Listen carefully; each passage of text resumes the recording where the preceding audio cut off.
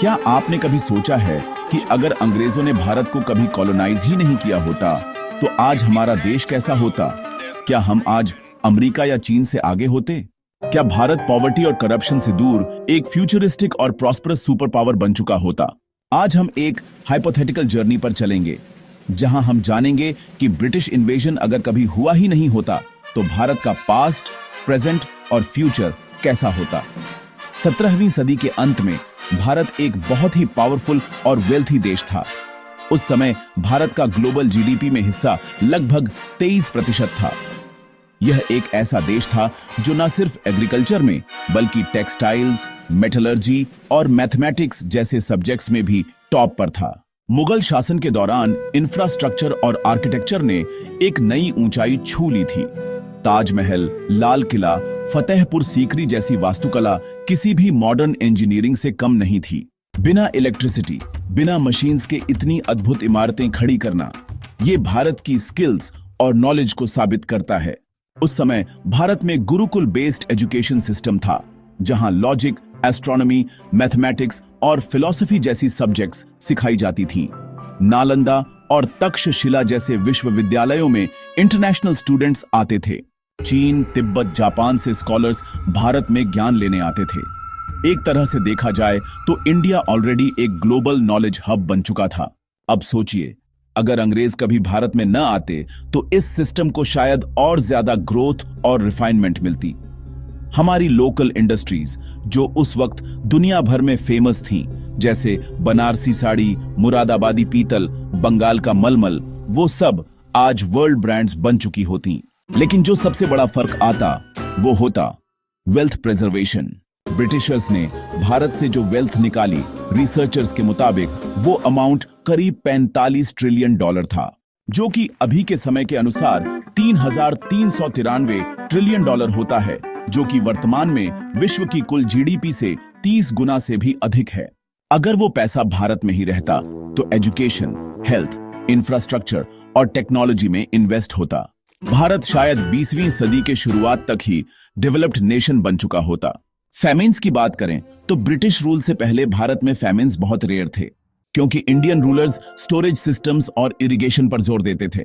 लेकिन अंग्रेजों के समय में पॉलिसीज सिर्फ टैक्स कलेक्शन और एक्सपोर्ट पर फोकस करती थीं।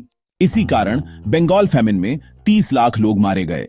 अगर ब्रिटिशर्स नहीं आते तो शायद भारत में ऐसे मैसिव फैमिन्स नहीं होते। अब इमेजिन कीजिए कि जब बाकी देश इंडस्ट्रियल रेवोल्यूशन में बिजी थे, तब भारत अपनी ही इंडिजिनस टेक्नोलॉजीज को अपग्रेड कर रहा होता। हमारी मेटलर्जी, कॉटन वीविंग और आयुर्वेदा जैसी सिस्टम्स आज एआई, बायोटेक और रोबोटिक्स से ब्लेंड होकर भारत को इनोवेशन में सबसे आगे ले जा चुकी होती। हमारी स्पेस रिसर्च, जिसे अब आईएसआरओ चला रहा है, शायद 100 साल पहले ही मार्स पर कॉलोनी बना चुकी होती। और ये एग्जैजरेशन नहीं है, क्योंकि जिस सिविलाइजेशन ने जीरो डिस्कवर किया, ग्रेविटी के लॉज से पहले प्लैनेटरी मोशन समझा, उसके पास नेचुरली वो माइंडसेट था जो एक्सप्लोरेशन और एक्सपेरिमेंटेशन को प्रेफर करता है। अब आते हैं पॉलिटिकल यूनिटी पर। ब्रिटिशर्स के आने से पहले भारत में सैकड़ों प्रिंसली स्टेट्स थे, पर हिस्ट्री ये भी दिखाती है कि एक्सटर्नल इन्वेजन्स के बिना देश इवेंचुअली कल्चरली और इकोनॉमिकली यूनिफाई हो जाता है। जैसे यूरोप या चाइना, वहां भी एक समय बहुत फ्रैगमेंटेशन था, लेकिन इंटरनल प्रोग्रेस के साथ नेशनल यूनिटी बनी। आज भारत का जो डेमोक्रेसी मॉडल है वो British legal and political system से इंस्पायर्ड जरूर है, पर अगर वो ना होता तो भी भारत अपने रीजनल वैल्यूज के साथ एक decentralised but strong governance model evolve कर सकता था, जैसे प्राचीन पंचायत सिस्टम। अब बात करते हैं फ्यूचर पॉसिबिलिटीज की। अगर अंग्रेज भारत में कभी नहीं आते तो 20वीं सदी की शुरुआत तक भारत एशिया का सिलिकॉन वैली बन चुका होता। सभी इनोवेशंस, चाहे वो एनर्जी, टेक या कम्युनिकेशन से रिलेटेड हों, भारत से ही निकलती। भारत का पासपोर्ट दुनिया के टॉप 3 सबसे पावरफुल पासपोर्ट्स में होता। इंडियन यूनिवर्सिटीज दुनिया की टॉप 10 में होती। हार्वर्ड और ऑक्सफोर्ड जैसे नामों के बदले शायद नालंदा और उज्जैन यूनिवर्सिटीज का वर्ल्ड में बोलबाला होता। हमारी सिनेमा इंडस्ट्री सिर्फ बॉलीवुड नहीं बल्कि ग्लोबली रिस्पेक्टेड नॉलेज सिनेमा बन चुकी होती। साइंस, कल्चर और फिलॉसफी को दिखाने वाली फिल्में।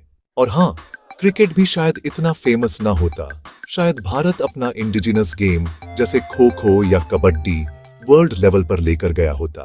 इंग्लिश लैंग्वेज की डिपेंडेंसी भी नहीं होती, हम संस्कृत या रीजनल भाषाओं के माध्यम से ग्लोबली कम्युनिकेट करते, क्योंकि लैंग्वेज वही पावरफुल होती है जिसके पीछे इकोनॉमिक और कल्चरल पावर हो। अंग्रेजों ने हमें रेलवेज दी, पोस्टल सिस्टम दिया, लेकिन वो सब उन्होंने अपने बेनिफिट के लिए किया, रिसोर्सेज एक्सट्रैक्ट करने के लिए, न कि जनता की सुविधा के लिए। और अगर हम खुद वो सिस्टम्स डेवलप करते तो शायद और ज्यादा इंक्लूसिव और एफिशिएंट होते। अगर सब कुछ हमारे हाथ में होता, रिसोर्सेज भी, गवर्नेंस भी और एजुकेशन भी, तो शायद आज का भारत सिर्फ एक देश नहीं बल्कि एक वैश्विक प्रेरणा होता। अंग्रेज नहीं आते तो भारत की कहानी सिर्फ वंस अ ग्रेट सिविलाइजेशन नहीं होती, बल्कि फॉरएवर अ लीडिंग सिविलाइजेशन बन जाती। इतिहास को बदला नहीं जा सकता, पर उससे सीखा जरूर जा सकता है।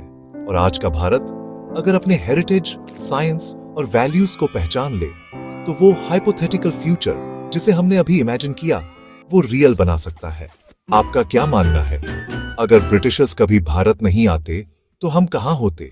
नीचे कमेंट में लिखिए। वीडियो पसंद आए तो लाइक जरूर कीजिए और ऐसे ही थॉट प्रोवोकिंग कंटेंट के लिए चैनल को सब्सक्राइब कीजिए। धन्यवाद।